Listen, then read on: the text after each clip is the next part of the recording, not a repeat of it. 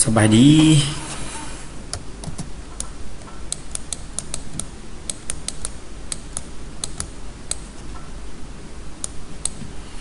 ไอ้ที่ง่ายๆเนาะสำหรับมื้อนี้แมนเฮาจะนำใช้ AI เกี่ยวกับในการเฮ็ดเวียกของเฮาเพื่อสำหรับน้องๆเนาะที่ว่าเริ่มเรียนจบแล้วก็ได้ไปสมัครเวียกอีหยังต่างๆเนาะให้เฮาเขียนเรซูเม่เนาะหรือว่า CV ของเฮาเฮาจะเขียนรูปแบบใดแล้วเฮาจะใช้ AI ในการช่วยให้เฮาเขียนให้ได้เวียกเพื่อสมัครแนวใดเนาะก็มาเบิ่งกันเลย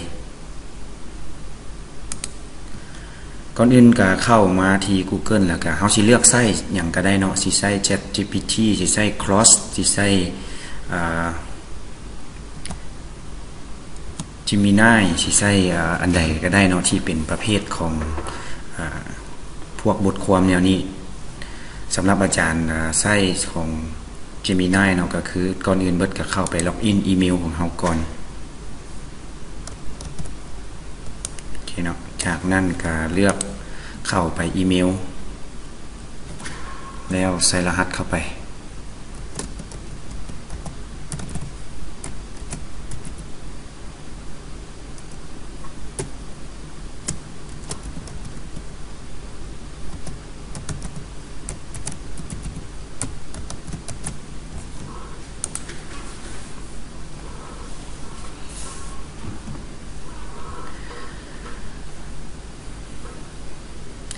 โอเคเนาะหลังจากเข้ามาหน้าต่างของอีเมลเฮาแล้วเนาะเฮาก็จะเห็น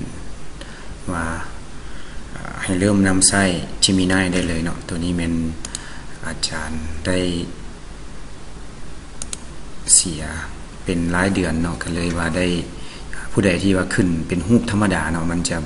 เพราะเอิ้นว่าบ่ได้อันชาร์ตเนาะแต่ถ้าว่าเขาจ่ายรายเดือนมันจะเป็นรูปแบบนี้เนาะก็คือให้เราสามารถมีสเปซเพิ่มขึ้นอีกเนาะ100 กิกะไบต์ในการเก็บข้อมูลแล้วก็การนำใช้อีหยังก็จะมีประสิทธิภาพเพิ่มขึ้นโอเคเนาะหลังจากนั้นเราเข้ามาแล้วก็เข้ามาที่จุด9จุดนี้จุด9จุดหรือว่ามาคลิกชนิดก็ได้เนาะที่ว่า Ask Gemini มันจะขึ้นมาแต่ว่าเข้ามา9จุดนี้แล้วจากนั้นเลือกใส่ Gemini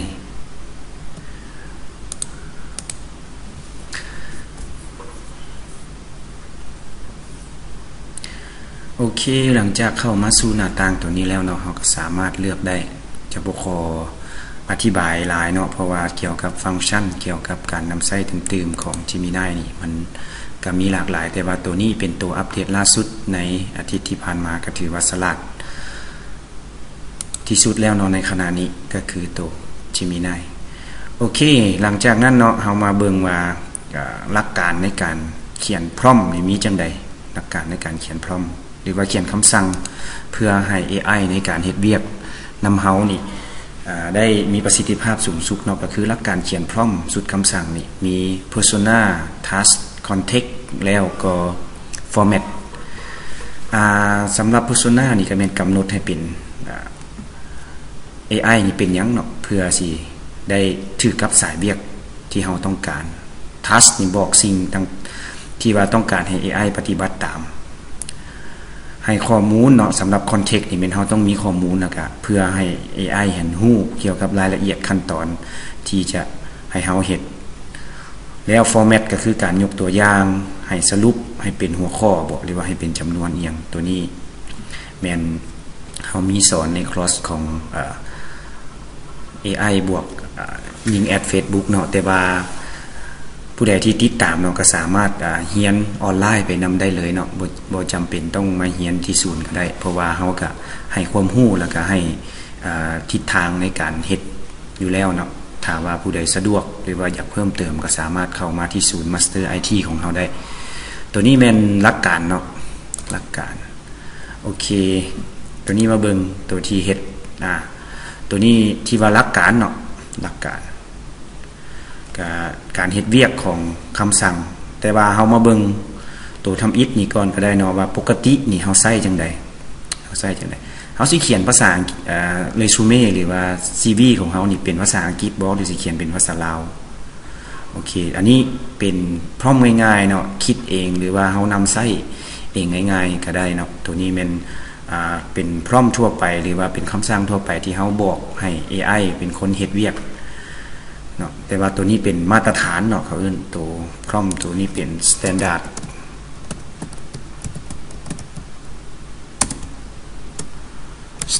prompt เนาะตัวนี้เป็น standard prompt ที่ว่าคนที่เขียนพร้อมคนที่ใช้ AI เป็นเนาะจะเข้าใจในบริบทตัวนี้โอเคตัวนี้แม่นเริ่มด้วยภาษาอังกฤษก่อนซะเนาะถ้าว่าผู้ใดต้องการเป็นภาษาลาวอีหยังก็สามารถติดต่อหาอาจารย์ได้เนาะแล้วก็เทคเมสเสจบ่อีหยังต่างๆก็เฮ็ดได้แล้วอาจารย์จะส่งตัวนี้ให้ไปทดลองแล้วก็ไปแอบเฮ็ดเบิ่งก็ได้เนาะก่อนอื่นเบิดนี่ก็แม่นตัวภาษาอังกฤษนี่เลยเนาะเป็น create professional resume for HR positions highlighting my skill in the communication skill HR analyst data management English teachings and my experience government 7 years both is teaching English เขาอาจจะเริ่มต้นเนาะเขาอาจจะเริ่มต้นเป็นภาษาลาวก่อนก็ได้เนาะหลังจากที่เขามีความสำนิสำนานแล้วเขาก็สามารถใช้พร้อมเป็นภาษาอังกฤษเนาะมาเบิ่งกันตื่มว่าบริบทในการผู้ที่ใช้ AI เป็นนี่มันเป็นจังได๋เนาะก็คือตัวนี้เริ่มเอาเป็นภาษาลาวก่อนก็ได้เนาะเพราะว่า Gemini นี่มีความรับรู้ภาษาได้ดีกว่า AI อื่นๆเนาะตัวนี้เอาเป็นภาษาลาวซะเนาะเลือกเป็นสร้างชีวประวัติย่อเป็นมืออาชีพในตำแหน่ง HR โดยเน้นให้เห็นความสามารถของข่อยในด้าน communication skill HR analyst data management การสอนภาษาอังกฤษประสบการณ์ของข่อยเฮ็ดเวียกอยู่ภาครัฐเนาะตัวนี้เป็นรัฐบาล7ปีแล้วก็ทั้งสอนภาษาอังกฤษเทคโนโลยีอีก1ปีแล้วเวียกปัจจุบัน HR ที่เฮ็ดอยู่นี่แม่นเฮ็ดอยู่กับบริษัทนี้อันนี้เป็นยกตัวอย่างเนาะ case study นี่ว่าตัวเคสยกตัวอย่างก็สามารถ copy เนาะ copy แล้วเอาไปใส่พร้อมของเฮาได้เลยเนาะตัวนี้ก็เลือกใส่คลิกขวาเนาะหรือว่า Control V ก็ได้เนาะปึ๊บเฮามาเบิ่งผลที่ AI Gemini จะสร้างให้เฮา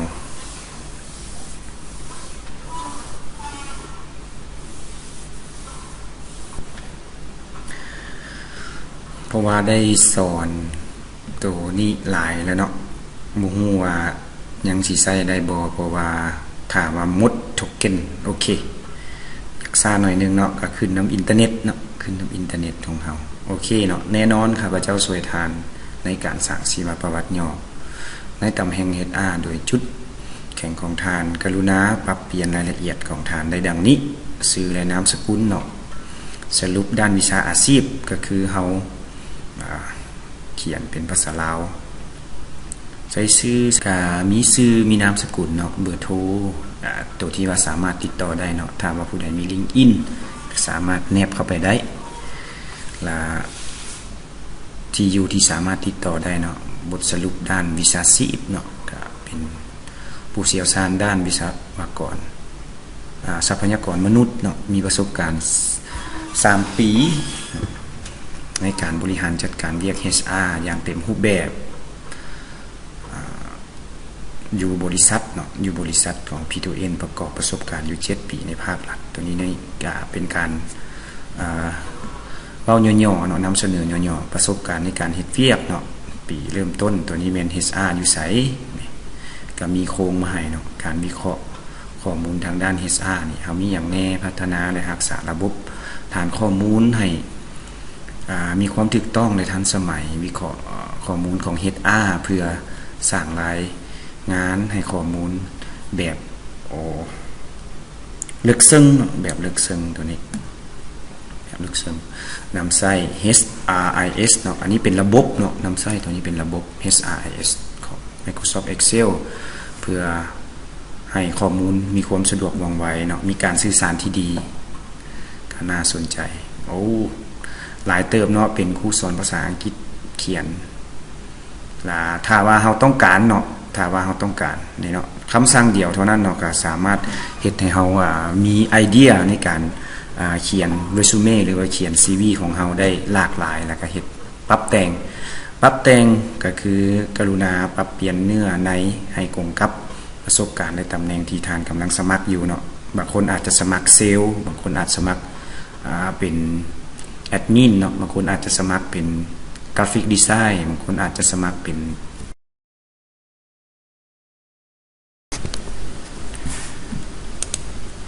โอเคเนาะหลังจากนี้เฮามาต่อสำหรับเป็นพร้อมของภาษาอังกฤษเนาะว่าให้สร้าง CV เนาะให้สร้าง CV อันนี้ยกตัวอย่างเนาะยกตัวอย่างของอาจารย์เองก็คือเป็น CV ภาษาอังกฤษเนาะสมัยนี้ก็ต้องแม่นเป็น CV ของภาษาอังกฤษในการส่งไปให้เขาเจ้าเพื่อ HR เป็นคนอ่านเนาะเกี่ยวกับเรื่อง education experience เนาะแล้วก็ profile ของเฮาตัวนี้บ่เขียนยาวเนาะเขียนย่อๆกระทัดๆเนาะสำหรับสกิลเนาะอันนี้ก็แม่นอาจารย์ได้เฮ็ดเป็น QR code สามารถสแกนเข้าไปเบิ่งรายละเอียดได้ทั้งเบิดเนาะเพราะว่ามันมีหลายหน้าเนาะตัวนี้เป็น contact ของเฮาเนาะว่าจะสามารถ contact ได้ทางใดเนาะทางแฟนเพจบ่ทางอีเมลแล้วก็ทางเบอร์โทรศัพท์ตัวนี้เป็น CV ที่ว่าได้ส่งไปเนาะเป็นตัวอย่างหลังจากนั้นเฮามาใส่พร้อมเลยเนาะใส่พร้อมในการสร้าง CV ของเฮาปึ๊บพร้อม to create resume เนาะตัวนี้ปึ๊บ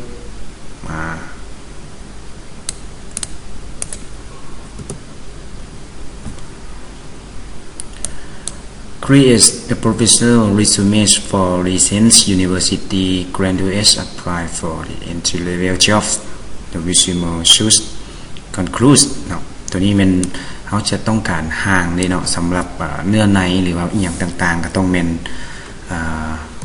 ของเฮาเนาะเป็นของเฮาเนาะมันจึงสิ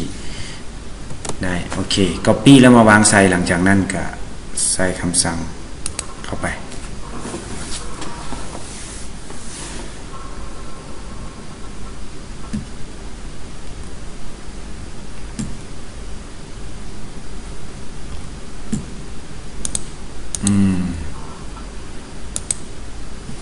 โอเคเนาะปึ๊บ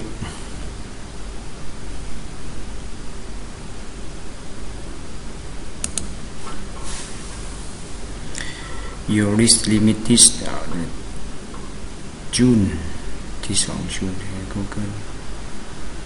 High or remit ลองเบิ่งเนาะบ่ได้แล้วเนาะตัวนี้แม่นเบิดเนาะเขาเอิ้นว่าเบิดการนำใช้แต่ว่ามีหลายเนาะมีหลายอย่างที่ว่าเฮาจะใช้โอเคถ้าว่าตัวนี้บ่ได้เนาะเฮาก็ไปใช้เบิ่งเพราะว่า Gemini เบิดโทเค็นเรียบร้อยเนาะก็คือเข้าไป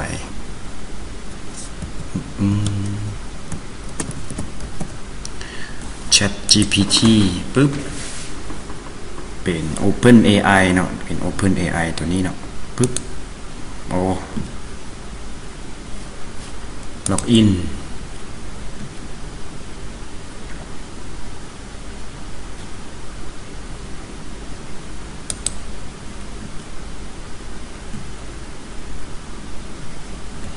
โอเคเนาะปึ๊บพอมาล็อกอินเบิ่งเข้ามาสู่หน้าต่างนี้ตัวนี้มันจะดนเนาะถ้าว่าเฮาเปิดอีเมลเรียบร้อยแล้วเนาะเฮาเปิดอีเมลเรียบร้อยแล้วถ้าเฮามาใส่ตัวอีเมลแอดเดรสตั้งค่าแนวนี้เนาะใส่รหัสใส่หยังเทื่อหน้าเข้านะเนาะมันจะค่อนข้างดนแต่ถ้าว่าเฮาใส่ล็อกอินด้วย continue with Google เลยนี่จะสะดวกกว่าเพียงแต่ตีอีเมลเข้าไปเลย มันจะใส่รหัสของอีเมลเลยเนาะเลือกใส่ continue โอเคอยากรู้ว่าชื่อของเฮาเลยเนาะ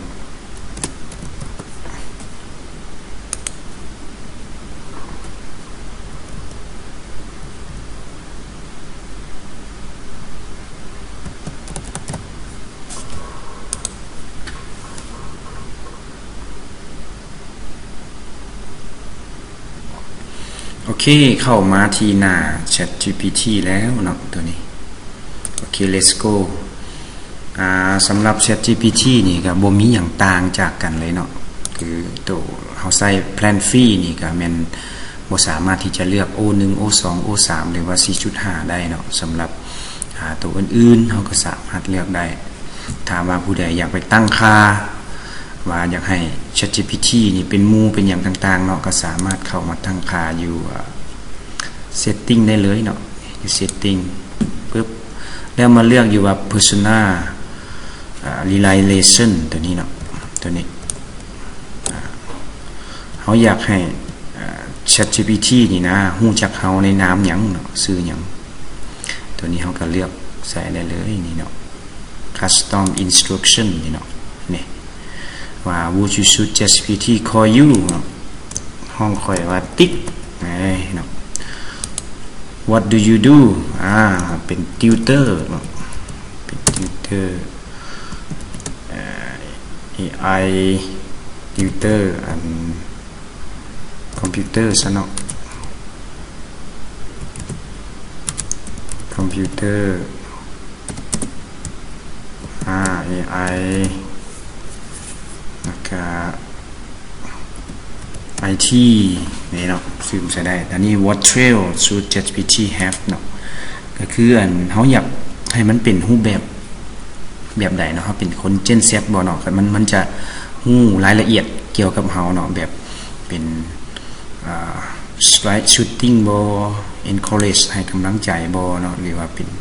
โปรแอมเป็น traditional เป็นหยังเนาะก็เลือกใส่ได้เลยตัวนี้ถ้าว่าบ่เลือกใส่หลายมันจะบ่ฮู้จักเฮาโอเคเพื่อที่เข้าใจคน Gen Z เนาะก็ใส่คน Gen Z เข้าไปเติมแบบจะมีลักษณะที่แตกต่างกันจากนั้นเฮาก็กด save เนาะเพื่อตั้งค่านำใส่ ChatGPT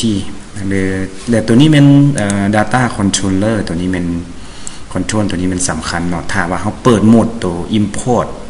the models for everyone นี่หมายถึงว่ามันจะนำเอาข้อมูลของเขานี่ไปพัฒนาต่อไปนำไซต์แต่ถ้าว่าเขาไป off นี่เนาะมันจะบ่เอาไปพัฒนาเลยนำไซต์โอเคเนาะอาจารย์บ่ได้มีความลับบ่ได้มีหยังสามารถเอาไปได้เลยเนาะเพื่อพัฒนาแล้วก็ให้รู้จักภาษาลาวสำหรับ ChatGPT นี่อาจารย์สิใช้ภาษาอังกฤษซะเนาะใช้ภาษาอังกฤษเลยโอเคเฮาไปเข้าพร้อมของเฮาเนาะพร้อมของเฮาตัวนี้ก็คือ create professional resumes for recent university graduates applying for entry-level jobs the resume should include ตัวนี้เนาะให้สร้าง resume ขึ้นมาก็คือกด copy แล้วเอามาวางใส่เนาะจากนั้นก็เลือกใส่บอลนี้เลยเนาะโอเค sure text that's it clean and professional ตัวนี้ปึ๊บprofile professional summary โอเคเฮามาเห็นเนาะ professional summary ตัวนี้มันเฮามาอ่านเบิ่งว่าเกี่ยวกับเฮาบ่เนาะตัวนี้เฮาบ่ได้บอกละเอียดแต่ว่าเฮาอยากได้โครงหางซื่อตัวนี้แม่น bachelor degree ตัวนี้เฮาก็พิมพ์ใส่ได้เนาะ relevant coursework and projects เนาะตัวนี้ strategy management เฮาก็มาอ่านเบิ่งว่าตัวใดที่เกี่ยวกับเฮาบ่เฮาเคยเฮ็ดอีหยังบ่ experience เนาะ experience นี่เนาะสำคัญแล้วก็ key skill เนาะ key skill เฮ็ดหยังได้แน่เนาะเทคนิคการแก้ปัญหาบ่การวิเคราะห์วิจัย marketing บ่เฮ็ดได้แล้วก็ขึ้นนำอันตัวที่เฮาสมัครคั่นแหละเนาะเฮาสามารถใช้อีหยังได้เติมบ่ certifications activity เนาะก็เฮาได้รับการฝึกอบรมหรือว่าจบได้เติมบ่หรือว่าเคยเป็นอาสาสมัครอีหยังบ่เนี่ยเกี่ยวกับเวียกคั่นโอเคตัวนี้เฮาได้โครงแล้วเนาะโครงในการไปเขียนเรซูเม่ของเฮาเนาะโครงเฮาก็ copy เอาโอเค copy เอาโครงปึ๊บมีหลายเนาะมีหลายยิงไส้หลายเฮาก็จะยิงฮู้หลายเนาะเกี่ยวกับการทำไส้นี่เนาะเฮาได้โครงมันมาปึ๊บบัดนี้ก็เหลือแต่เฮาเอาข้อมูลของเฮาใส่เนาะตัวนี้อาจจะเขียนเพิ่มก็ได้ professional summary เฮาก็ไปถาม ChatGPT ก็ได้เนาะเฮาก็บอกชื่อบอกนามสกุลบอก สิ่งที่เฮาเคยเฮ็ดมาเฮาเรียนจบอันใดในระยะฝึกงานของเฮาเด้เฮาฝึกงานอยู่ไสแล้วก็ขณะที่เฮารอท่ามาสมัครอยู่บ่อนนี้เฮาได้เฮ็ดหยังแน่เนาะตัวนี้ก็สวยหลายเนาะที่ว่าให้ ChatGPT สร้างให้ตัวนี้เป็นภาษาอังกฤษโอเคสำหรับคลิปนี้ก็ต้องได้ใช้AI เพื่อให้เฮาสามารถดำเนินต่อไปได้สำหรับ AI แล้วมีหลายเนาะมีหลายอย่างถ้าว่าเฮายังบ่พร้อมก็บ่จำเป็นต้องไปจ่ายเงินก็ได้แต่ถ้าว่าเฮามั่นใจหรือว่ามีรายรับเพียงพอเฮาก็ใช้แพลน standard plan อันนี้ก็ได้เนาะก็เพื่อให้เฮาสะดวกสบายในการเฮ็ดเวียกสำหรับคลิปนี้ก็ขอขอบใจเนาะขอกดไลค์กดแชร์คนละ1แชร์เนาะถ้าว่าผู้ใดต้องการพร้อมหรือว่าเอกสารใดเนาะให้พิมพ์ใส่คอมเมนต์ว่า AI เนาะ AI แล้วอาจารย์จะส่งพร้อมหรือว่าบทอีหยังต่างๆนี่ให้เนาะขอเพียงแต่1ไลค์เนาะและก็1แชร์1คอมเมนต์เท่านั้นเนาะแล้วก็อาจารย์จะฮู้เพราะว่าเพจของเฮาจะได้เห็นแล้วก็สามารถรับรู้ได้เพราะว่าหรือว่าสิติ๊กเมสเสจมาก็เป็นการดีเนาะตัวนี้มันเพื่อสนับสนุนกันเนาะให้เห็นคลิปต่อๆไปหลังจากนี้ขอให้ทุกคนโชคดีและขอให้ได้พบเวียกที่ตนเองต้องการอยู่ในเป้าหมายและขอให้ประสบผลสำเร็จทุกอย่างเกี่ยวกับการเฮ็ดเวียกการใช้ชีวิตขอขอบใจ